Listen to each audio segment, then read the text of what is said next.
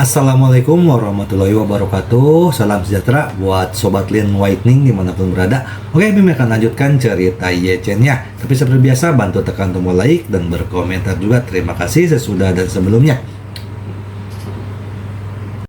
Alhamdulillah, terima kasih kepada Tuhan yang telah menekan tombol like. Oke, kita lanjutkan saja ceritanya. Bab 1696 sampai bab 1700. Siapa sangka ketika Ye Chen mematahkan lengan Lu Haotian, dia juga memotong semua meridiannya. Mampu dengan mudah memotong semua meridian Lu Haotian dan menghancurkan semua budidayanya tanpa bergerak seperti jurang pemisah antara manusia dan semut. Saat ini, semua orang di istana Wanlong putus asa. Adapun orang-orang di sekitar Ye Chen, semua orang ingin bersorak kegirangan. Adapun Su Chengfeng, yang mengenakan kain karung dan berkabung, seluruh tubuhnya roboh, tangan dan kakinya gemetar tanpa sadar. Dia benar-benar tidak menyangka keluarga Ye akan memiliki kehadiran yang begitu kuat. Istana 10.000 naga yang ia andalkan, dan istana 10.000 naga yang menurutnya benar-benar bisa menghancurkan Ye Chen, ternyata bukan tandingan Ye Chen. Dia tiba-tiba berpikir bahwa kedua cucunya dan menantu perempuan tertuanya datang untuk membantu Ye Chen, dan jantungnya berdetak kencang. Mungkinkah Ye Chen ini adalah master tertinggi yang telah diam-diam mengincarnya, memikirkan hal ini, hati Su Chengfeng semakin putus asa. Pada saat ini, Ye Chen memandang Lu Haotian, yang telah benar-benar pingsan, dan bertanya sambil tersenyum, mengapa Raja Harimau berbaju putih yang agung menyerah begitu cepat? Untuk bertahan hidup, Lu Haotian kehilangan sikap. Ahlinya dan mengambil inisiatif untuk berlutut di tanah, dia memohon sambil menangis, "Tuan Ye, lengan saya sama sekali tidak berguna dan semua meridian saya patah. Sekarang saya benar-benar cacat, mohon bermurah hati dan ampuni hidup saya, pergi." Lu Haotian pingsan dan berlutut untuk memohon belas kasihan, yang membuat hati Wan Pojun dipenuhi dengan keputusasaan dan membuat prajurit lain di aula Wanlong sangat ketakutan.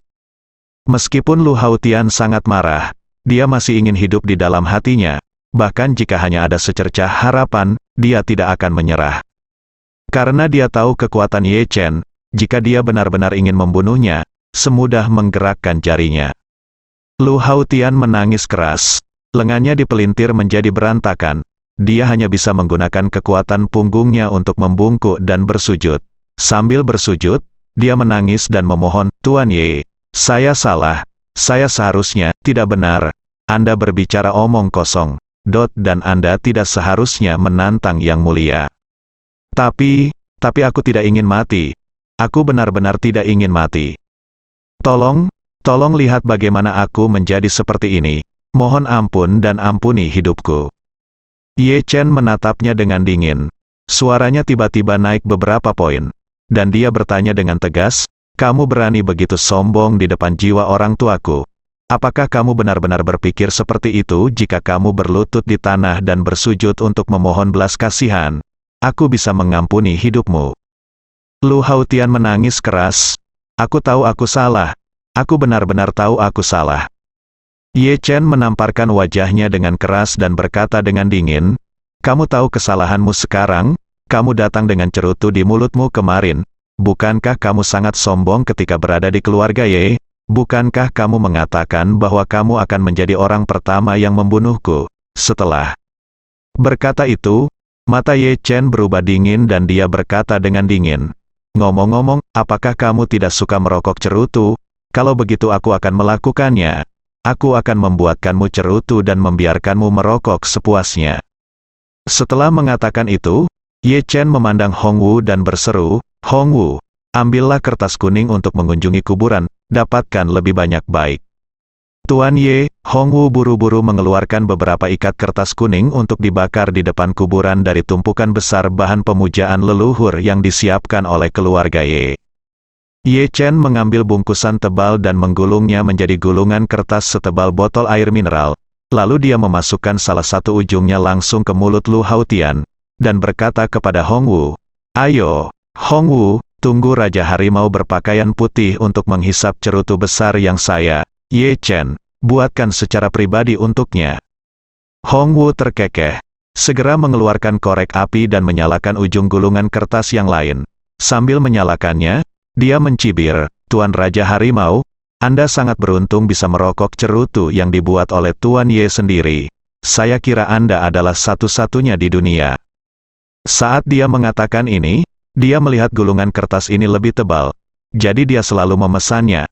Jika dia tidak bisa, dia menamparkan wajah Lu Haotian dan mengutuk, "Sialan, kamu menamparnya. Jika kamu tidak menamparnya, bagaimana aku bisa memesannya?" Mulut Lu Haotian adalah penuh dengan gulungan kertas itu, dan dia merasa dalam hatinya, "Aku sangat malu dan marah. Tapi aku hanya bisa melakukan apa yang diperintahkan dan menghisap sekuat tenaga." Namun asap yang dihasilkan dari pembakaran kertas kuning tidak dapat dibandingkan dengan kekayaan rasa cerutu Kuba.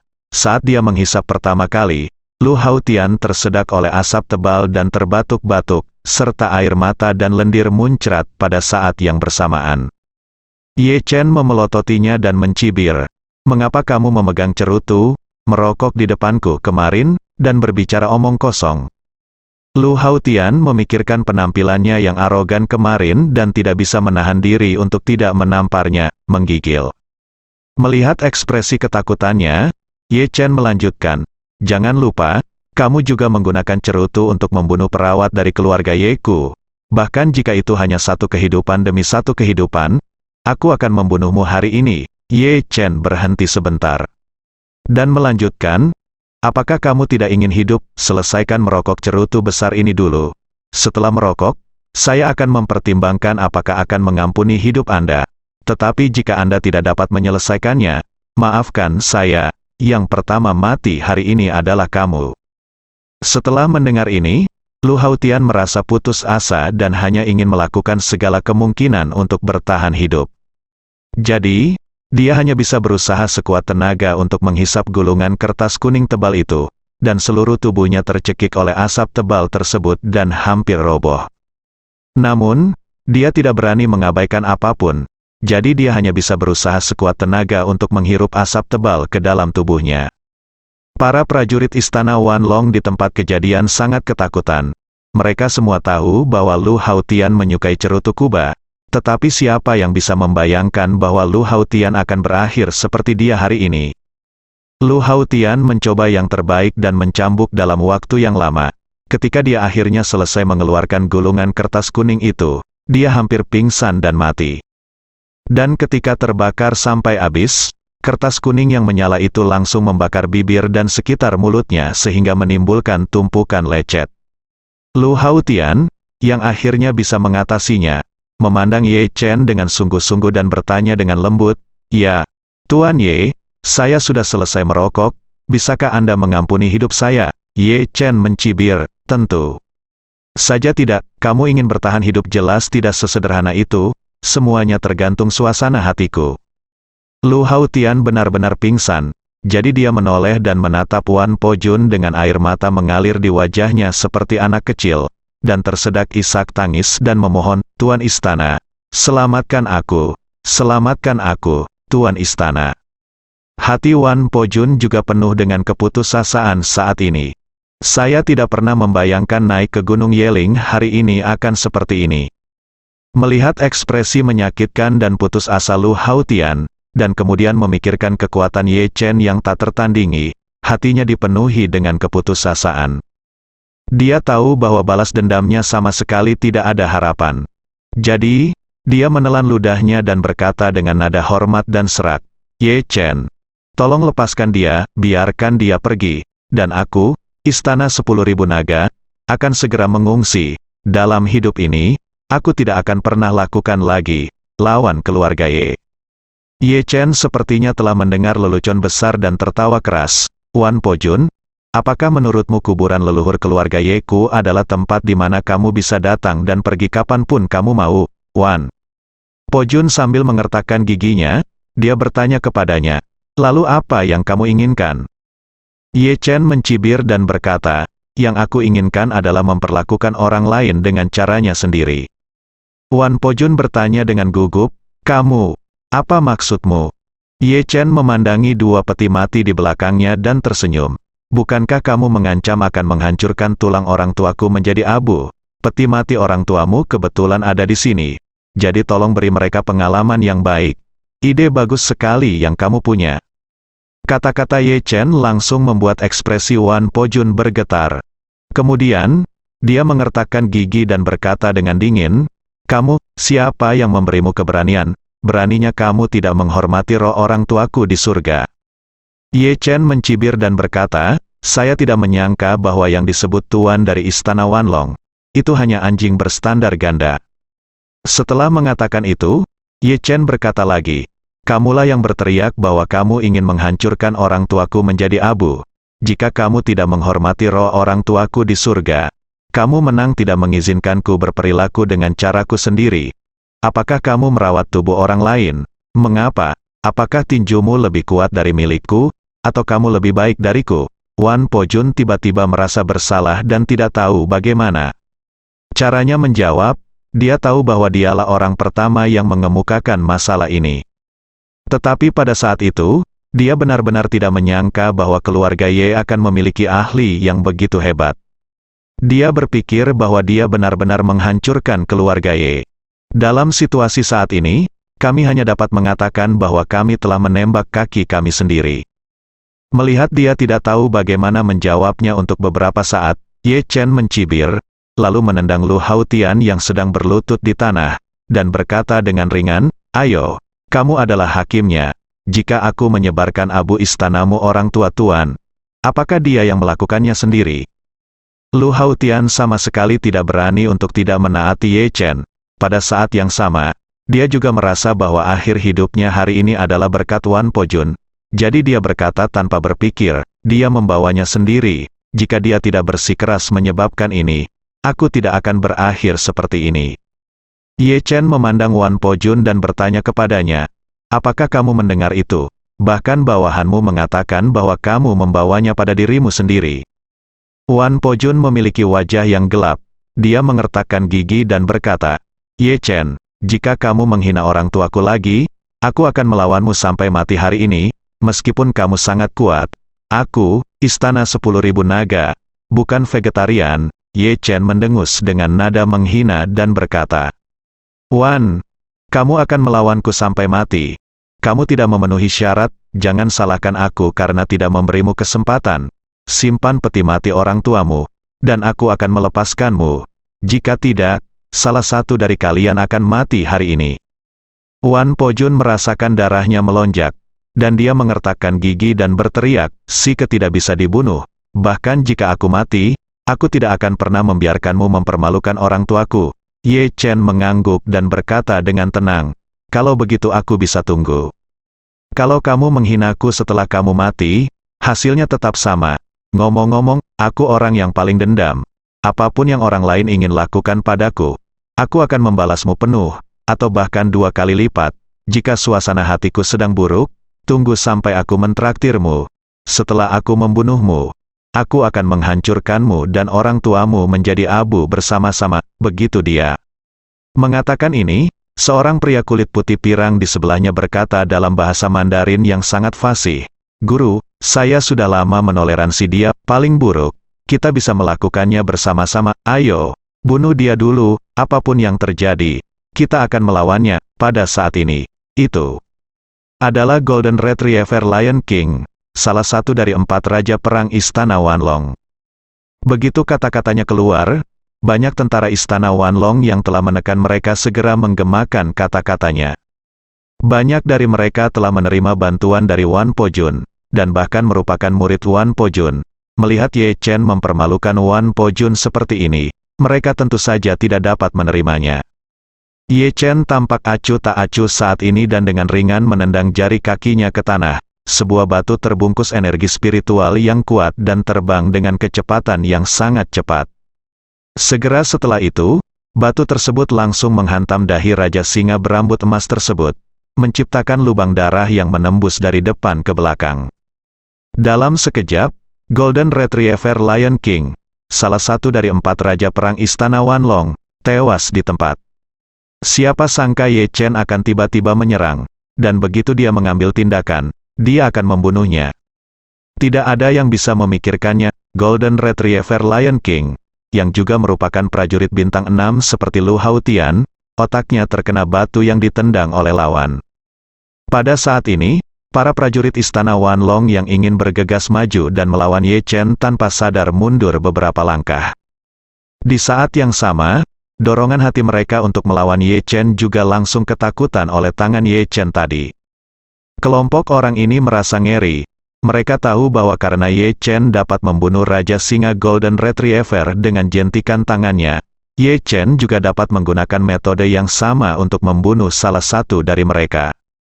Wan Pojun juga sangat tercengang. Pada saat ini, dia akhirnya menyadari kesenjangan antara dirinya dan Ye Chen. Dia tahu bahwa jika Ye Chen mengambil tindakan, dia mungkin tidak akan mampu bertahan satu gerakan pun di tangannya. Pada saat ini, Ye Chen, yang baru saja membunuh seseorang, memandang Lu Haotian dengan ekspresi kesal di wajahnya dan menghela nafas. "Oh, saya impulsif. Saya baru saja mengatakan bahwa saya akan membunuhmu terlebih dahulu hari ini, tetapi saya tidak melakukannya, berharap aku tidak tahan untuk sesaat. Ayolah, kamu tidak akan menyalahkanku karena membiarkan orang lain mengambil posisi pertamamu, kan?" Lu Haotian sangat ketakutan dan berseru, "Tidak mungkin, sama sekali tidak."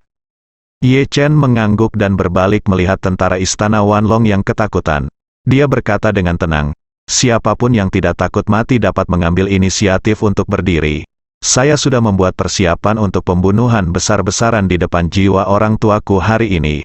Bahkan jika aku membunuh kalian semua, bahkan jika kamu membunuhnya, aku, Ye Chen, tidak akan pernah mengedipkan mata, niat membunuh." Dalam nada suara Ye Chen membuat orang-orang di istana Wanlong merasa panik secara tidak sadar. Pada saat ini, Ye Chen mengetukkan jari kakinya ke tanah dan menjatuhkan kerikil dari tanah. Kemudian dia mengambil kerikil di tangannya dan memainkannya sambil melihat ke hampir 100 tentara di istana Wanlong dan berkata dengan ringan, "Hari ini adalah dendam pribadi antara aku dan Wan Pojun. Itu tidak ada hubungannya dengan kalian. Oleh karena itu, kalian semua harus mundur selangkah sekarang. Jika kalian tidak mundur, kalian akan mati." Orang-orang ini tiba-tiba panik. "Lihatlah aku, semuanya. Aku melihatmu, dan untuk sesaat aku tidak tahu apakah harus diam atau mundur selangkah. Lagi pula, jika mereka benar-benar mundur selangkah saat ini, itu berarti mereka akan berpisah sepenuhnya dari Wan Pojun." Namun banyak dari orang-orang ini yang memiliki perasaan mendalam terhadap Wan Pojun, dan mereka tidak tega diminta memihak saat ini.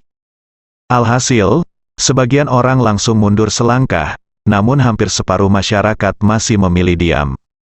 Dan orang-orang yang berdiri diam ini juga memikirkan keberuntungan. Ye Chen hanya memiliki satu batu di tangannya, dan ada puluhan orang yang berdiri diam. Bisakah dia membunuh mereka semua dengan satu batu? Melihat ini, Ye Chen tersenyum tipis. Dia tidak terkejut dengan hal ini.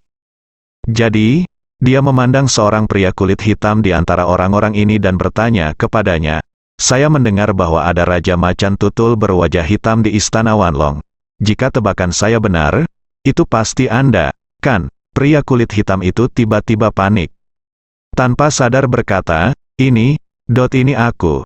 Ye Chen mengangguk dan berkata dengan tenang, "Kamu adalah satu-satunya dari 4 raja perang di istana Wanlong yang masih utuh sekarang, dan kamu masih berdiri diam.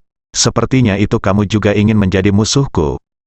Raja Macan Tutul berwajah hitam menjadi panik, ketika dia memikirkan tentang Raja Singa Golden Retriever yang baru saja ditusuk otaknya oleh batu dari Ye Chen. Dia tanpa sadar mengambil langkah mundur, melambaikan tangan berulang kali dan berkata, "Tuan Ye, Anda salah paham tidak? Saya tidak ingin melawan Anda. Saya akan mundur selangkah." Ye Chen menggelengkan kepalanya dan berkata dengan ringan, "Itu juga terlambat." Kata-kata Ye Chen yang terlambat membuat Raja Macan Tutul berwajah hitam itu kehilangan akal sehatnya. Dia hampir tanpa sadar mundur beberapa langkah, lalu tiba-tiba berbalik dan mencoba lari menuruni gunung. Dia baru saja melihat metode Ye Chen ketika dia membunuh Golden Retriever Lion King. Satu batu bisa membunuh prajurit bintang 6. Jika saya tidak melarikan diri, Saya khawatir saya akan melakukan kesalahan yang sama seperti Golden Retriever Lion King. Namun, begitu dia berbalik dan sebelum dia bisa berlari 2 langkah, tiba-tiba dia merasakan sakit di bagian belakang kepalanya, dan kemudian dia kehilangan kesadaran. Raja Macan Tutul berwajah hitam mati dengan sangat sederhana, hampir dalam kilatan petir, jadi dia tidak menderita banyak kesakitan. Namun, di mata prajurit istana Wanlong lainnya, kematian Raja Macan Tutul berwajah hitam sungguh menyedihkan. Ye Chen menggunakan kerikil untuk langsung menembus otaknya. Yang lebih parah lagi, kerikil tersebut melesat ke belakang kepalanya dan keluar dari wajahnya, menciptakan lubang berdarah sebesar kepalan tangan di tengah wajahnya. Tidak ada bekas hidungnya, dan bola matanya terdorong keluar dari rongga matanya oleh kekuatan besar kerikil yang keluar. Pada saat ini, semua orang di Wanlong Hall sangat terkejut oleh Ye Chen. Salah satu dari 4 raja perang istana Wanlong awalnya dikalahkan di Timur Tengah, namun kini 1 orang lumpuh dan 2 orang tewas. Pada titik ini, keempat raja perang istana Wanlong telah jatuh. Di antara orang-orang yang tersisa, kecuali Wan Pojun, yang terkuat hanyalah Jenderal Bintang 5 siapa lawan Ye Chen. Pada saat ini, Ye Chen memandang sekelompok tentara istana Wanlong yang panik dan berkata dengan dingin, "Kalian masing-masing telah bekerja keras selama bertahun-tahun untuk mencapai tingkat kultivasi Anda saat ini. Jika Anda tidak ingin kerja keras selama bertahun-tahun ini gagal hancur, berikan semuanya padaku. Mundur selangkah." Begitu Ye Chen selesai berbicara, hampir 100 orang mundur tanpa ragu-ragu. Satu-satunya yang tidak bergerak adalah Wan Pojun. Wan Pojun tidak menyangka istana Wanlong dan lapisan inti yang dibangunnya akan runtuh seperti ini. Pada saat ini, Ye Chen melihat ke-8 tentara istana Wanlong yang membawa peti mati, dan berkata dengan dingin, "Kalian, letakkan peti mati itu dan mundur selangkah." Mendengar ini, 8 orang ini segera mengangkat peti mati tersebut. Orang tua Wan Pojun letakkan di tanah dan mundur dengan patuh. Saat ini, hanya Wan Pojun yang tersisa di depan formasi di Wanlong Hall. Ye Chen mengangkat matanya, menatap Wan Pojun, dan bertanya kepadanya, "Ketika kamu datang ke Gunung Yeling dengan gong dan genderang hari ini, pernahkah kamu berpikir bahwa keadaan akan berubah menjadi situasi ini?" Wan Pojun sangat tertekan dan tersenyum sedih. Dia berkata, "Keterampilanku tidak sebaik yang lain, tidak ada yang perlu dikatakan." Ye Chen mencibir, "Kamu mungkin tidak tahu, tapi aku sudah lama menunggumu." Wan Pojun mengangkat kepalanya, melihat pada Ye Chen, dan bertanya dengan ragu, "Apa yang kamu lakukan? Apa maksudmu?" Ye Chen tersenyum dan berkata, "Saya membawa 2 orang ke Yanjing kemarin malam. Anda kenal 2 orang ini? Selanjutnya, saya akan memberitahu Anda temui mereka satu persatu."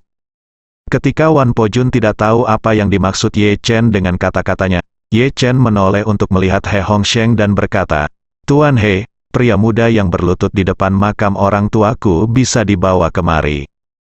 Oke, He Hongsheng tahu bahwa pria muda yang dibicarakan Ye Chen adalah Chen Zonglei, yang dibawa kembali oleh Ye Chen dari Timur Tengah.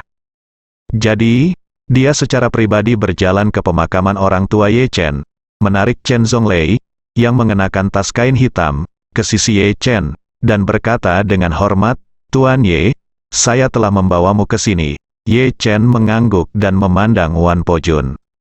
Dia tersenyum dan bertanya kepadanya, "Tuan Wan, apakah kamu tahu siapa ini?" Wan Pojun tampak bingung. Bagaimana dia bisa tahu siapa pria berkerudung hitam itu? Dia juga tidak memiliki kewaskitaan. Terlebih lagi, kesadaran Chen Zonglei sendiri telah lama disegel oleh Ye Chen, dan Wan Pojun bahkan tidak bisa merasakan kemampuan untuk berkultivasi sama sekali. Jadi, dia menatap Ye Chen dan bertanya, "Siapa orang ini?" Ye Chen mencibir, "Apa, kamu adalah tangan kananku, tapi kamu tidak bisa mengenalinya dengan wajah tertutup?" Wan Pojun semakin bingung. Meskipun Ye Chen telah mengingatkannya bahwa dia adalah tangan kanannya, dia tidak pernah memikirkan Chen Zonglei. Sebab, dalam persepsi pribadi seluruh prajurit istana Wanlong, Chen Zonglei pasti berada di Timur Tengah dan tidak boleh berada di Tiongkok. Melihat keterkejutannya, Ye Chen mencibir dan melepas tas hitam di kepala Chen Zhonglei. Ketika Wan Pojun dan tentara istana Wanlong lainnya melihat wajah Chen Zhonglei, ekspresi semua orang langsung menjadi ngeri. Tidak ada yang percaya bahwa Chen Zhonglei, yang telah hilang selama beberapa hari, benar-benar berada di tangan Ye Chen. Wan Pojun tanpa sadar bertanya, "Zhonglei, kenapa kamu ada di sini?" Chen Zhonglei berdiri di sana dengan ekspresi diam saat ini, menatap seperti orang bodoh, dan matanya dalam keadaan tidak fokus, sepertinya menutup telinga terhadap suara Wan Pojun. Wan Pojun tidak tahu apa yang terjadi pada Chen Zhonglei, tetapi melihat betapa membosankannya dia menyadari bahwa segala sesuatunya mungkin sedikit di luar imajinasinya. Jadi dia buru-buru bertanya lagi, "Zhonglei, apakah kamu tidak mengenalku?" Chen Zhonglei masih tidak menanggapi. Ye Chen tersenyum sedikit saat ini dan berkata, "Saya lupa memberitahu Anda, kesadaran Chen Zhonglei sendiri telah saya segel di dalam tubuhnya. Dia bukan lagi orang yang Anda kenal, dia hanyalah boneka saya." Wan Pojun dan prajurit istana Wanlong lainnya tercengang. Menyegel kesadaran seseorang di dalam tubuh adalah sesuatu yang belum pernah mereka dengar. Wan Pojun juga tidak percaya bahwa Ye Chen bisa memiliki kekuatan magis seperti itu. Metode ini sungguh sulit dipercaya. Melihat bahwa mereka tidak dapat mengerti, Ye Chen menunjuk ke arah Lu Haotian yang sedang berlutut di tanah dan berkata kepada Chen Zhonglei, "Tampar dia, Chen Zhonglei." Bergegas tanpa berpikir, meraih kera Lu Haotian, dan menamparnya beberapa kali, dan Lu Haotian berteriak berulang kali. Ye Chen mengangguk puas dan berkata, "Oke, berhenti." Saat itulah Chen Zhonglei menghentikan gerakannya dan kembali ke sisi Ye Chen. Wan Pojun tertegun dan tidak mengerti sama sekali metode apa yang digunakan Ye Chen untuk membuat Chen Zhonglei menjadi seperti ini. Melihat tatapan bingungnya, Ye Chen menepuk bahu Chen Zhonglei dengan lembut dan berkata sambil tersenyum, "Ayo, izinkan saya memberi Anda waktu kebebasan untuk berbicara. Katakan saja apa yang Anda inginkan dengan lantang, meskipun kesadaran Chen Zhonglei telah diblokir. Tapi kesadarannya juga bisa menerima seluruh indera tubuhnya.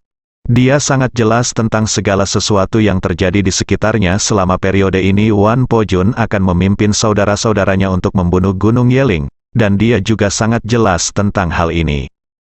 Meskipun dia baru saja berlutut di depan orang tua Ye Chen dan tidak bisa melihat pemandangan yang baru saja terjadi dengan matanya sendiri, dia secara kasar bisa menebak apa yang terjadi sekarang melalui suaranya. Namun penerimaannya terhadap informasi eksternal bersifat satu arah. Selain menerima informasi eksternal dari indera tubuh, ia tidak dapat mengontrol tubuhnya untuk melakukan reaksi apapun, meskipun hanya sekejap mata. Pada saat Ye Chen menepuk pundaknya, kesadarannya akhirnya menyatu dengan tubuhnya. Perasaan yang telah lama hilang ini seperti orang vegetatif yang telah tertidur bertahun-tahun akhirnya terbangun, dan seketika membuatnya menangis, wajah penuh. Segera setelah itu, dia melihat ke arah Wan Pojun, emosinya langsung runtuh, dan dia menangis keras dan memohon, "Tuan Istana, tolong temukan cara untuk menyelamatkanku, atau bunuh aku segera." Kesadaran seperti ini di penjara perasaan di dalam tubuh lebih menakutkan dan putus asa daripada neraka 18 tingkat. Ini benar-benar, hidup tidak, seperti kematian. Chen Zhonglei, penguasa kedua istana Wanlong dan Raja Serigala Kayu Hijau, sangat menderita hingga dia pingsan dan menangis, seolah-olah dia telah meninju hati semua orang di istana Wanlong dengan keras. Meskipun mereka tidak tahu bagaimana rasanya kesadaran mereka terkurung di dalam tubuh. Tapi melihat penampilan Chen Zhonglei saat ini membuat mereka sangat takut dengan perasaan tidak diketahui ini jauh di dalam hati mereka. Tidak ada yang berani membayangkan betapa tidak berdaya dan tidak berdayanya perasaan mereka jika hal seperti ini menimpa mereka. Itu benar-benar membuat langit tidak responsif dan bumi tidak responsif. Pada saat inilah jauh di lubuk hati mereka benar-benar dipenuhi dengan ketakutan yang sangat besar terhadap Ye Chen. Saya pikir 3 dari 4 raja perang dihancurkan di tangan Ye Chen, dan 1 dihancurkan di Timur Tengah. Namun siapa sangka keempat orang ini akan hancur di tangan Ye Chen. Wan Pojun juga panik. Dia tanpa sadar bertanya kepada Ye Chen, "Apa yang terjadi di Suriah? Apakah kamu melakukannya?"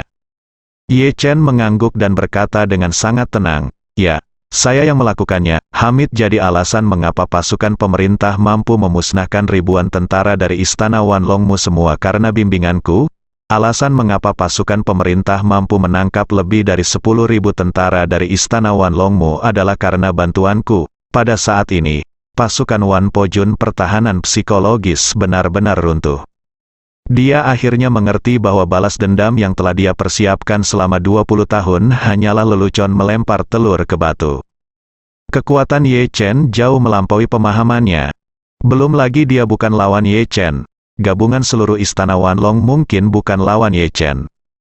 Wan Pojun menatap Chen Zonglei lagi, dan melihat wajahnya penuh air mata, putus asa dan ketakutan, dan merasa seperti sedang berduka atas ahli warisnya.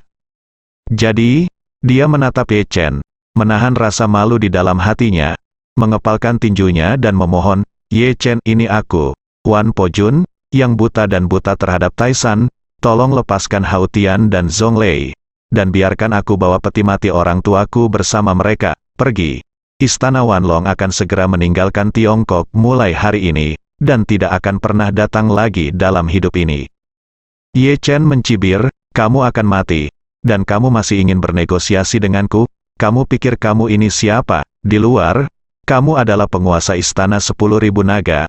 Tapi di sini, kamu hanyalah orang yang sangat jahat, pria yang datang mencari kematian, anjing."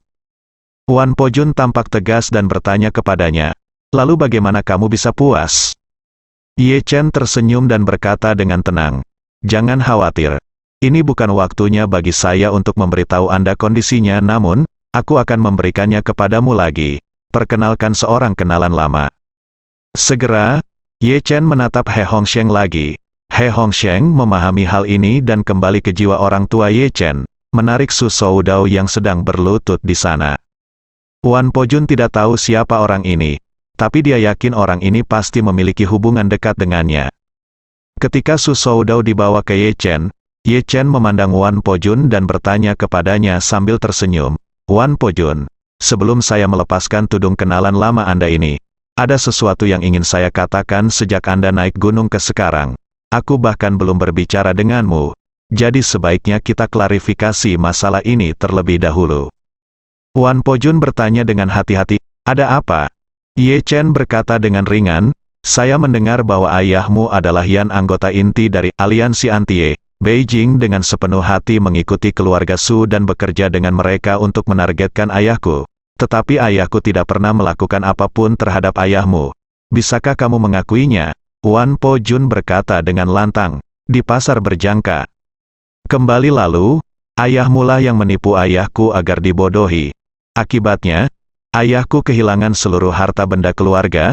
Justru karena itulah dia memilih bunuh diri dengan melompat dari gedung. Justru karena dia bunuh diri itu, ibuku minum obat dan bunuh diri. Ini semua berkat ayahmu."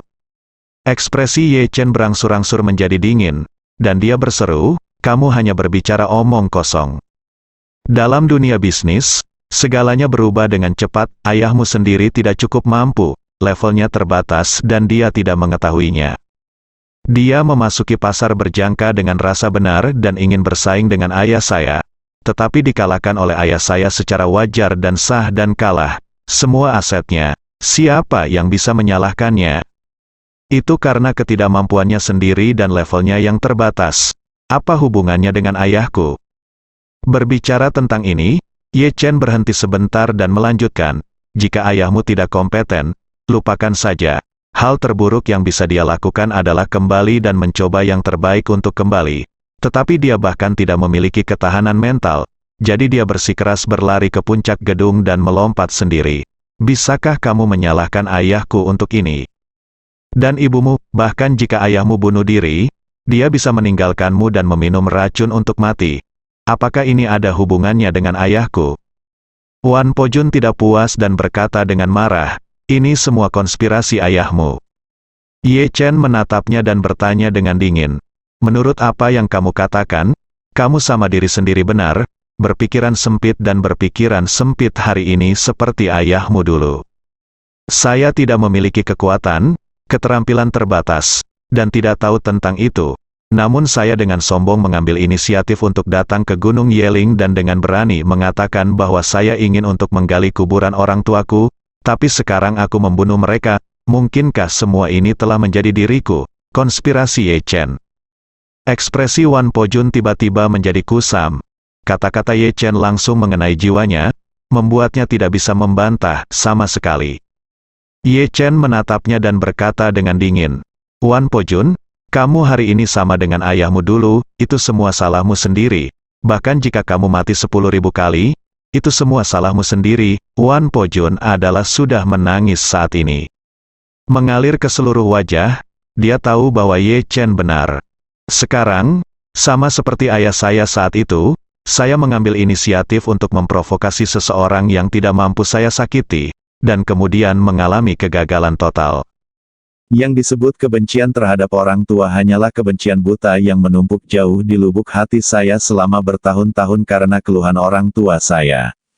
Tepat ketika keyakinan batinnya mulai runtuh, Ye Chen menunjuk ke arah Su Soudao di sampingnya dan berkata dengan dingin, "Ayo, biarkan kamu bertemu dengan dermawan besar keluarga Wanmu saat itu."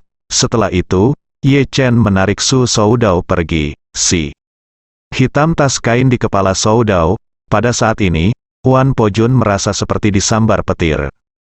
Tentu saja, dia mengenali Su Soudao. Meski bertahun-tahun telah berlalu, penampilan Su Soudao sebagai orang dewasa tidak banyak berubah. Dia hanya sedikit lebih tua dari sebelumnya. Jadi Wan Pojun segera mengenalinya. Dia tanpa sadar berseru, "Su. Paman Su, Su Chengfeng, lelaki tua dari keluarga Su." Benar-benar bingung saat ini.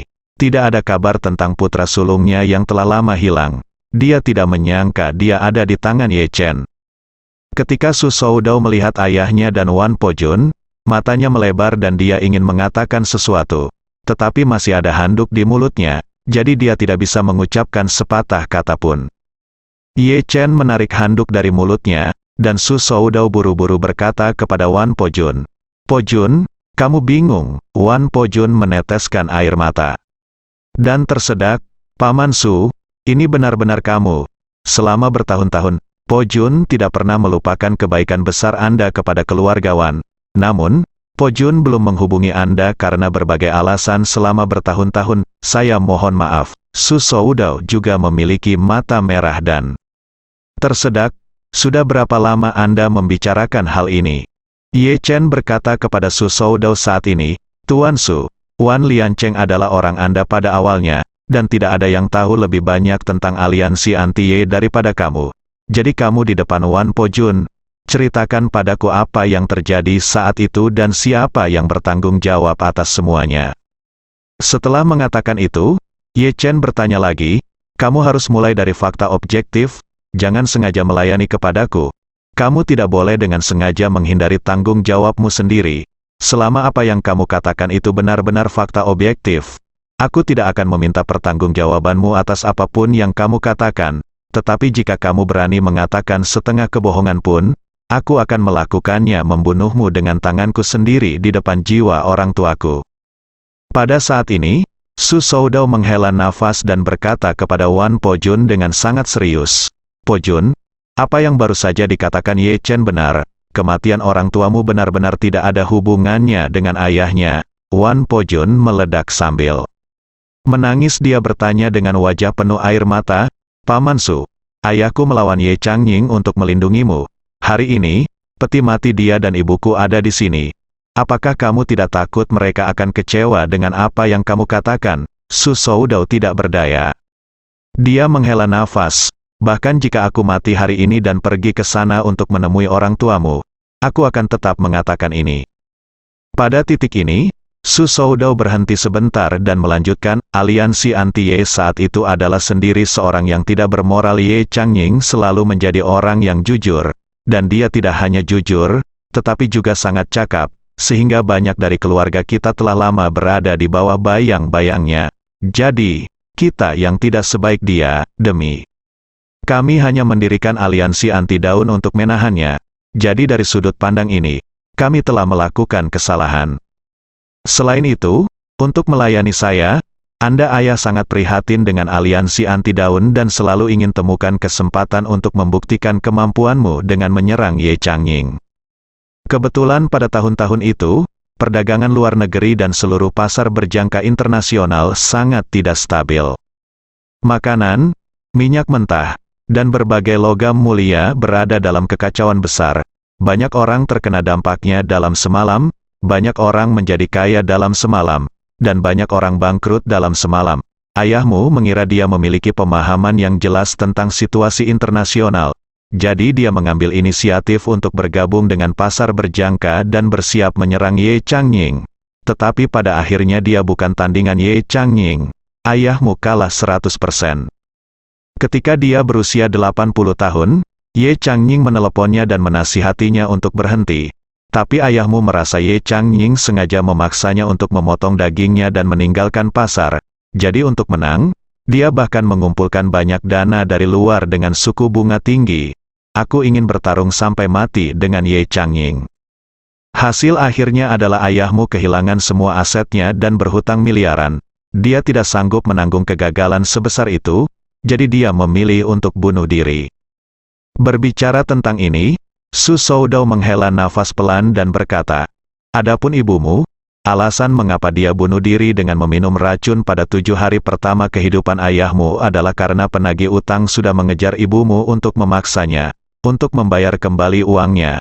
Saat kita sampai di makam ayahmu, dengan hutang miliaran, sejujurnya tidak ada yang bisa kulakukan. Pada akhirnya, ibumu tidak punya pilihan selain bunuh diri." Su Soudao terdiam sejenak. Sejenak, menatap Wan Pojun, dan menghela nafas dengan emosi. "Pojun, sebagai saksi, menurutku ini sangat adil. Kematian orang tuamu sebenarnya tidak ada hubungannya dengan Ye Changying, itu hanya kesalahan ayahmu karena terlalu serakah untuk sukses. Bahkan aku bukan lawan Ye Changying. Tapi dia salah menilai situasi, mengira dia bisa mengalahkan Ye Changying. Omong-omong, dia sama sepertimu yang berpikir kamu bisa mengalahkan Ye Chen hari ini." Berbicara tentang ini, Su Soudao berkata dengan ekspresi sangat sedih dan menyesal, "Pojun, bagaimana kamu bisa berada di luar negeri? Menjadi penguasa istana Wanlong sudah cukup mengesankan. Mengapa kamu tidak terus memulai bisnismu sendiri di luar negeri? Mengapa kamu harus dibutakan oleh apa yang disebut kebencian dan lari kembali ke desa untuk terus bertarung dengan keluarga Ye? Jika kamu tidak kembali, apa yang akan terjadi padamu? Bagaimana kami bisa menderita bencana seperti itu?" Wan Pojun telah benar-benar pingsan pada saat ini. Dia berlutut di tanah dengan keras dan menangis dengan keras. "Dalam 20 tahun terakhir, saya telah mencoba yang terbaik setiap hari. Kekuatan pendorong yang mendukung saya adalah kembali untuk membalaskan dendam orang tua saya. Tapi siapa akan mengira bahwa ayahku dikalahkan oleh Ye Changying saat itu, dan aku dikalahkan oleh putra Ye Changying hari ini. Yang lebih konyol lagi adalah menurut apa yang baru saja kamu katakan, Paman Su, Ye Changying bukan hanya bukan musuh pembunuh ayahku, tapi dia juga mencoba membujukku." Ayah mengetahui bahwa dia tersesat. Ayahkulah yang melebih-lebihkan kemampuannya sendiri dan mengambil tindakan putus asa. Pada akhirnya, dia kehilangan segalanya, dan bahkan secara tidak langsung menyeret ibuku sampai mati. Pada titik ini, Wan Pojun meletakkan tangannya di tanah, dengan air mata dan hidung mengalir di wajahnya, dan berkata dengan putus asa, "Aku tidak mengerti, aku benar-benar tidak mengerti. Saya telah bekerja keras di luar negeri selama 20 tahun terakhir. Untuk tujuan apa? Dalam 20 tahun terakhir, saya tidak berani kembali ke Tiongkok atau beribadah di makam orang tua saya. Setiap kali selama festival Qingming atau peringatan kematian mereka, saya hanya bisa membakar sejumlah uang kertas dan menangis dengan sedihnya sebagai peringatan kepada mereka di luar negeri. Alasan mengapa saya tidak berani kembali selama bertahun-tahun adalah karena saya ingin menunggu diri saya sendiri memiliki kekuatan untuk menang. Dan kemudian aku bisa berkorban untuk mereka. Perseteruan darah, balas dendam. Tapi sekarang, semuanya seperti ini lagi." Wan Pojun mengatakan ini, mengangkat kepalanya, menatap Su Soudao dengan mata merah dan mata putus asa, lalu menangis dan menangis. "Aku tidak mengerti. Aku tidak mengerti, Paman Su. rasanya seperti aku hidup sia-sia selama 20 tahun terakhir. Su Soudao merasa sedih di hatinya dan tidak bisa menahan tangisnya. Dia bisa memahami berbagai penderitaan Wan Po-jun. Kebencian saat itu, kegagalan sekarang, dan kesalahpahaman di baliknya semua menyiksa Wan Po-jun dengan gila-gilaan, membuat hidupnya lebih buruk dari kematian. Jadi, Su Soudao menghiburnya, "Po-jun, jika kamu memikirkannya sedikit, kematian orang tuamu sudah lama menjadi kepastian, dan usahamu selama 20 tahun terakhir tidak sia-sia. Aku juga telah mendengar tentang reputasi Istana Wanlong. Anda telah melakukan pekerjaan dengan sangat baik, selama Anda dapat menghilangkan kesalahpahaman dengan Tuan Ye dan keluarga Ye, dan meminta maaf kepada Tuan Ye. Prospek masa depan Anda masih tidak terbatas." Setelah mengatakan itu, Su Soudao memandang Ye Chen dan memohon, "Tuan Ye, tolong lihat kesalehan Po-jun dan fakta bahwa dia telah sangat menderita dalam 20 tahun terakhir. Mohon maafkan dia kali ini." Ye Chen mencibir dan berkata, jika dia datang hanya untuk memohon pada orang tuanya, agar adil. Setelah masalah tersebut diceritakan, jika dia bisa memperbaiki kesalahannya dan mengakui kesalahannya kepada orang tuanya dan meminta maaf, saya juga bisa melepaskannya pada titik ini. Ye Chen mengubah topik dan berkata dengan suara dingin dengan nada tajam. Tapi, dia mengira dia adalah penguasa istana 10.000 naga, berpikir bahwa dia memiliki pencapaian luar biasa dan kekuatan yang tak tertandingi. Namun dia berani mengatakan bahwa dia akan melakukannya. "Hancurkan orang tuaku. Aku benar-benar tidak bisa memaafkan masalah ini. Jika kamu ingin menyalahkanku, aku hanya bisa menyalahkanmu." Dia terlalu gila. Ketika Wan Po-jun mendengar ini, dia buru-buru bertanya kepadanya, "Tuan Ye, bagaimana kamu bisa puas dengan masalah ini?" Ye Chen berkata dengan ringan, "Aku mengatakannya, aku akan menggunakan orang-orangku sendiri untuk satu-satunya cara untuk memperlakukan orang lain adalah dengan membalas." Kebetulan dia berinisiatif membawa peti mati orang tuanya. Inilah yang dia timbulkan pada dirinya sendiri. Saat dia berbicara, Ye Chen menatap Wan Po-jun dengan mata tajam dan berkata-kata demi kata, "Dan aku bisa meninggalkan kata-kataku di sini sekarang. Tidak peduli apa yang aku, Ye Chen, ingin lakukan, kamu Wan Po-jun tidak bisa menghentikanku. Jika kamu tidak yakin, kamu bisa menantangku dulu. Jika kamu kalah, aku tidak akan membunuhmu. Aku akan melumpuhkanmu dan membiarkanmu melihat dengan mata kepalamu sendiri bagaimana orang tuamu dihancurkan menjadi abu seperti yang kamu katakan sebelumnya." Wan Po-jun gemetar tanpa sadar, menoleh untuk melihat peti mati orang tuanya, dan kemudian menatap Ye Chen, hatinya dipenuhi keputusasaan. Setelah beberapa saat, dia tiba-tiba mengepalkan tinjunya dan tiba-tiba mengerahkan seluruh energi internal di tubuhnya. Tepat ketika orang lain mengira dia akan bergegas dan melawan Ye Chen, Wan Po-jun mematahkan ke-8 meridiannya dalam sekejap. Segera setelah itu, Wan Po-jun memuntahkan seteguk besar darah, menatap Ye Chen, dan berkata dengan sangat lemah, "Tuan Ye, saya telah memotong semua meridian saya. Mulai hari ini, saya hanya bisa menjadi orang yang tidak berguna tanpa kekuatan untuk mengikat seekor ayam. Tolong, bisakah kamu begitu mulia dan membiarkan orang tuaku pergi?" Bersambung